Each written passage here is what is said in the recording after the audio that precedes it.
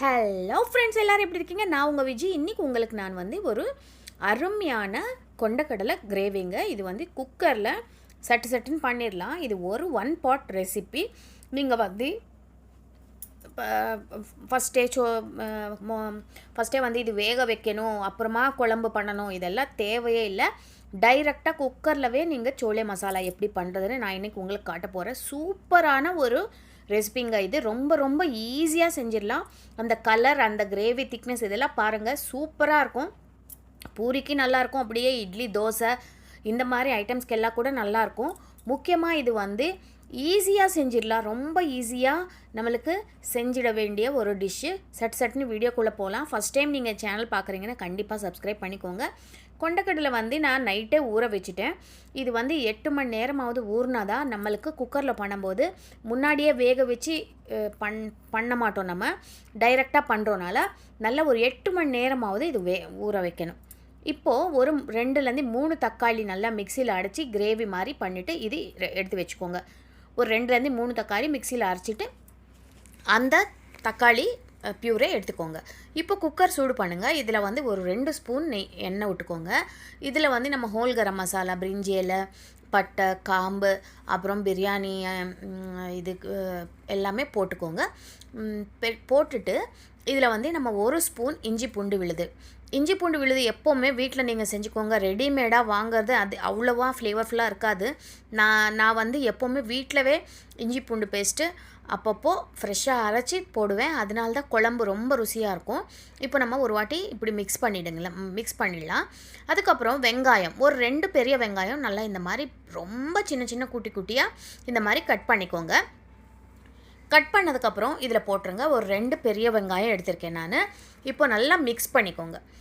இந்த போட்ட மசாலா எல்லாம் நல்லா மிக்ஸ் பண்ணிக்கோங்க. மிக்ஸ் பண்ணதுக்கப்புறம் நீங்கள் வந்து இதில் இந்த வெங்காயம் நல்லா கலர் மாறணும். ஓரளவுக்கு இது நல்லா ஒரு பாதி வெந்து நல்லா கலர் மாறினதுக்கப்புறம் தான் நம்ம மீதி பொருளெல்லாம் போடணும். இப்போது இது கொஞ்சம் ஓரளவுக்கு வெந்துருச்சு. இதில் மஞ்சத்தூள் போட்டுக்கோங்க. ஒரு அரை ஸ்பூன் மஞ்சத்தூள் போட்டுக்கோங்க.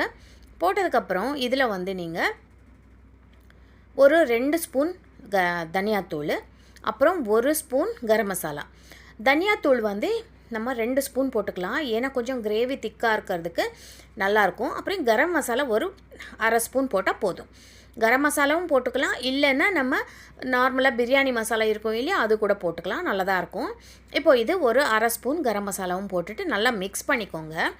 மிக்ஸ் பண்ணதுக்கப்புறம் நம்ம இதில் முன்னாடியே நம்ம அரைச்சி வச்சுருக்கோம் இல்லையா தக்காளி விழுது, அந்த தக்காளி விழுது இதில் போடணும். இப்போது ருசிக்கேற்ப உப்பு போட்டுக்கோங்க. உப்பு போட்டதுக்கப்புறம் நல்லா மிக்ஸ் பண்ணிக்கோங்க. மிக்ஸ் பண்ணி இந்த மசாலா எல்லாம் இந்த எண்ணெயில் நல்லா ஒரு வாட்டி நல்லா வேகணும். அப்போ தான் அந்த பச்சை வாடையெல்லாம் போகும். இப்போ நல்லா மிக்ஸ் ஆகிடுச்சு. இப்போ இதில் நம்ம தக்காளி சாறு நம்ம மிக்சியில் அடித்து வச்சுருக்கோம் இல்லையா, அந்த தக்காளி பேஸ்ட்டு இதில் போட்டுருங்க. நான் வந்து தக்காளி பச்சையாகவே மிக்சியில் போட்டிருக்கேன்.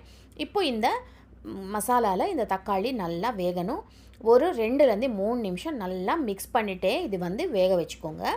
வேக வச்சதுக்கப்புறம் இதில் நம்ம முன்னாடியே ஊற வச்சுருக்கோம் இல்லையா கொண்டக்கடலை, அது போட்டுடணும். அப்புறமா இதில் மிளகாத்தூள் போடணும். மிளகாத்தூள் வந்து காரத்துக்கு ஏற்ற மாதிரி. நீங்கள் மிளகாத்தூள் வேண்டான்னா நம்ம நார்மலாக குழம்பு மிளகாத்தூள் இருக்கும் இல்லையா, அது கூட போட்டுக்கலாம். அப்போனா 2 ஸ்பூன் போட்டுக்கோங்க. மிளகாத்தூளில் 1 ஸ்பூன் போட்டுக்கோங்க. நல்லா போட்டுட்டு நல்லா மிக்ஸ் பண்ணிக்கோங்க. இப்போ இதில் நம்ம ஏற்கனவே ஊற வச்சுருக்கிற கொண்டக்கடலை போட்டுடலாம். கொண்டக்கடலை வந்து நம்ம முன்னாடியே வேக வைக்கலாம், டைரெக்டாகவே இதில் போடுறோம். ஆனாலும் சூப்பராக நல்லா வெந்துடும். நான் சொன்ன மாதிரியே நீங்கள் செய்யுங்க. இப்போ நல்லா இதுவரை ஒரு கொதி வந்துச்சு, எண்ணெய் எல்லாம் மேலே மிதக்க ஆரம்பிச்சிச்சு பாருங்கள். இப்போ இந்த மசாலா ஃபுல்லாக நல்லா குக் ஆகிடுச்சு. நல்லா ஸ்மெல் வருது, நல்லா ஃப்ளேவர் வருது, கம்மன்னு வாசனை வருது. இப்போது இந்த ஸ்டேஜில் நம்ம கொண்டக்கடலை சேர்த்துடலாம். சேர்த்துட்டு 1 கப் தண்ணி ஊற்றுக்கோங்க. இப்போது இது வந்து திக்காக இருக்குது இல்லையா, ரொம்ப கிரேவி. 1 கப் தண்ணி ஊற்றிட்டு அந்த தண்ணி வந்து நல்லா கொதிக்கணும். நம்ம போட்ட தண்ணி நல்லா கொதிக்கிற வரைக்கும் நீங்கள் குக்கர் மூடி போடக்கூடாது. இப்போ நம்ம கொண்டக்கடலை போட்ட உடனே நல்லா மிக்ஸ் பண்ணிக்கோங்க. மிக்ஸ் பண்ணிவிட்டு ஒரு அரை கப்பு தண்ணி ஊற்றிடுங்க. தண்ணி ஊற்றிட்டு நல்லா தண்ணியெல்லாம் மேலே வந்து கொதிக்க ஆரம்பித்ததும் நம்ம குக்கர் மூடி போட்டுடலாம். இந்த மாதிரி மிக்ஸ் பண்ணிக்கோங்க. அப்புறமா நல்லா கொதி வந்ததுக்கப்புறம் குக்கர் மூடிட்டு ஒரு 5லேருந்து 6 விசில் வரணும். அப்போ தான் இந்த நம்ம போட்ட இது வந்து நல்லா வெந்துடும். இல்லைன்னா கொஞ்சம் அது பச்சை பச்சையாகவே இருக்கும். நீங்கள் வந்து ஒரு 5லேருந்து 6 விசில் கண்டிப்பாக வைக்கணுங்க. அதுவும் சிம்மில் வைக்கணும். மீடியம் ஃப்ளேமில் ஹையில் வைக்கவே கூடாது.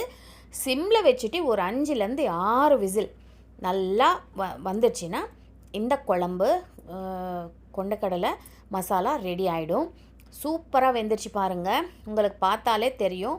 இந்த கடலை வந்து நான் காட்டுற பாருங்கள் வெந்துருச்சா இல்லையான்னு. இப்போ நம்ம ஒன்று எடுத்து பார்க்கலாம். பார்த்தீங்களா, சூப்பராக வெந்துருச்சு. அவ்வளோதான், நம்ம குழம்பு ரெடி ஆயிடுச்சு. இது வந்து பூரி கூட, தோசை, இட்லி கூட, அப்புறம் சாதத்தில் பிசைஞ்சு சாப்பிட்டா செம்மையாக இருக்கும். பரோட்டாவுக்கு ரொம்ப ரொம்ப நல்லாயிருக்கும். கண்டிப்பாக ட்ரை பண்ணி பாருங்கள். சேனலுக்கு சப்ஸ்கிரைப் பண்ண மறக்காதீங்க. அடுத்த வீடியோவில் சந்திக்கிறேன். உங்கள் விஜி.